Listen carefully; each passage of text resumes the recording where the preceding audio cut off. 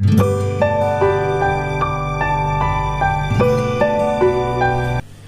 we are going to study about the typical dicot seed, the parts of the typical dicot seed. In this container I have soaked the seeds for a few days. You can see this, okay, and they have now germinated. And this pea seed, as you can see it closely, that it is having certain things in it which we will be now studying it in details. So let us see this.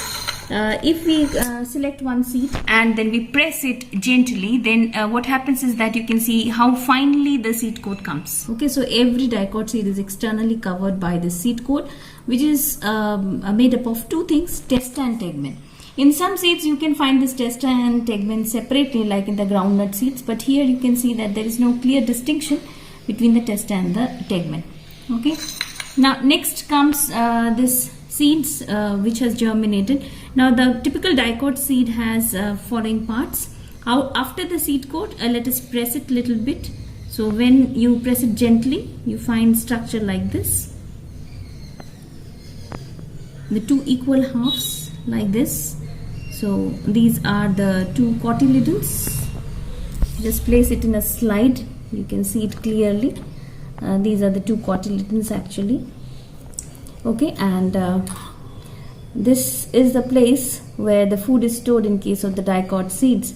And the seeds, the developing embryo, uses up all the food stored in this cotyledon during its development. The first thing to come out of a dicot seed during the germination is this white color structure.